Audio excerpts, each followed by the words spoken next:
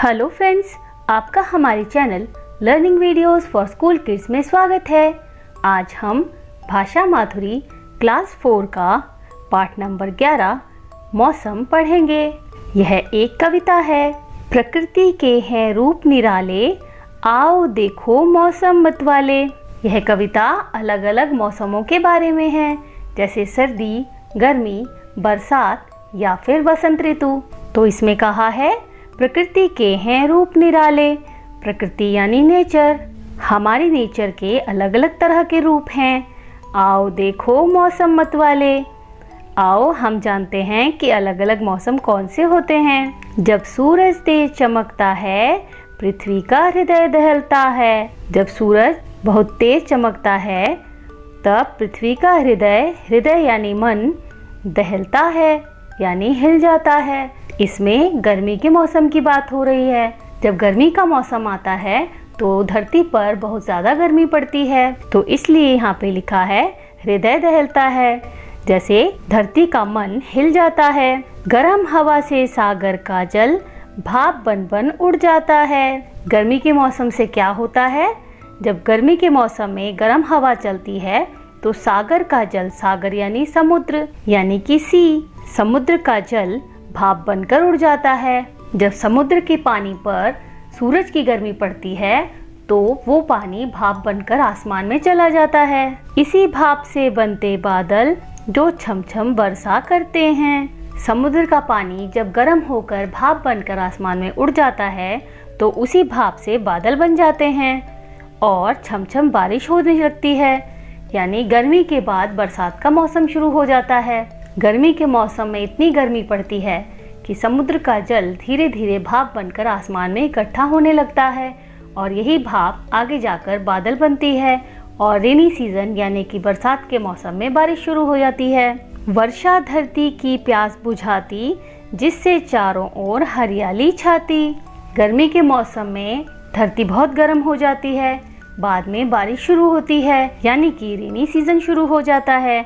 इससे ऐसा लगता है जैसे कि धरती की प्यास बुझ गई और चारों ओर हरियाली छा जाती है। बारिश के पानी की वजह से पेड़ पौधे उग पाते हैं, इसलिए चारों ओर हरियाली छा जाती है।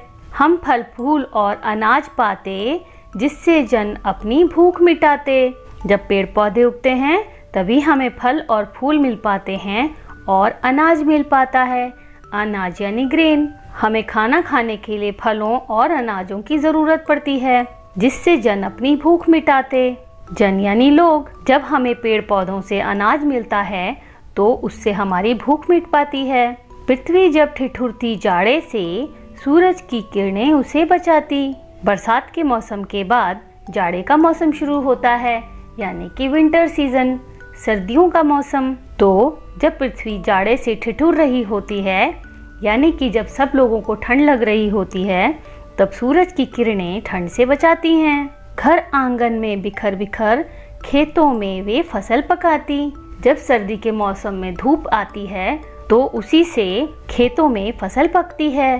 फसल यानी क्रॉप्स। पेड़ पौधों को उगने के लिए सूरज की रोशनी की भी जरूरत होती है, तो सर्दियों में जब धूप आती है तो उसी से फसल तैयार होती है। यह था पेज नंबर 52।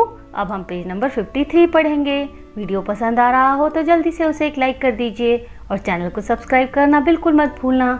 अब हम पेज नंबर 53 पढ़ेंगे। किरणों से जब जाड़ा उड़ता, सब ओर वसंत का मेला जुड़ता। जब सूरज की किरणें पड़ती हैं तो धीरे धीरे जाड़ा यानी कि सर्दियों का मौसम खत्म हो जाता है और वसंत का मौसम शुरू हो जाता है। वसंत यानी स्प्रिंग सीजन। और स्प्रिंग सीजन में बसंत पंचमी का मेला भी लगता है। बसंत के मौसम में बसंत पंचमी का त्योहार आता है और तभी जगह जगह मेले लगते हैं। ये देखिए, यहाँ पर मेले का पिक्चर भी दिया हुआ है। चारों दिशाओं में खुशियाँ छाती, जीवन में मधुरता भर जाती। बसंत के मौसम में चारों तरफ खुशियाँ छा जाती हैं। पेड़ पौधों पर नए फूल पत्ते उगाते हैं और सब तरफ मौसम बहुत सुहावना हो जाता है। सूरज भैया से हम सीखें औरों के लिए नित जीना।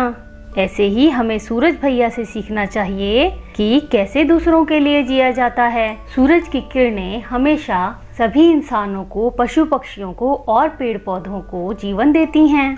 जब सूरज की गर्मी से गर्मियों के मौसम में पानी भाप बनकर उड़ता है तभी बरसात का मौसम आता है और बरसात के मौसम के बाद सर्दियां शुरू हो जाती हैं, जिससे सूरज की किरणें पेड़ पौधों को और फसलों को उगने में मदद करती हैं। इसलिए हमें सूरज से सीखना चाहिए कि हमें औरों के लिए नित्य कैसे जीना है। नित्य यानी प्रतिदिन, यानी कि हर रोज स्वयं कष्ट सह सहकर औरों को नवजीवन देना। सूरज हमेशा कष्ट सहकर औरों को नवजीवन यानी कि नया जीवन देता है। कष्ट यानी दुख, और यह चीज हमें सूरज से सीखनी चाहिए और हमेशा दूसरों के भले के लिए कोशिश करनी चाहिए। जब सूरज जलता है उसी से हमें सूरज की गर्मी मिल पाती है, तो सूरज कष्ट सहकर भी औरों को नवजीवन यानी कि नया जीवन देता है। इंसानों को, पशु पक्षियों को और पेड़ पौधों को सूरज की किरणों से ही जीवन मिल पाता है। यह था पेज नंबर 53 और यह कविता पूरी हो गई है। इस कविता के प्रश्न उत्तर हम अगले वीडियो में करेंगे। वीडियो पसंद आया हो तो जल्दी से उसे एक लाइक कर दीजिए और चैनल को सब्सक्राइब करना बिल्कुल मत भूलना। Thanks for watching. Bye bye.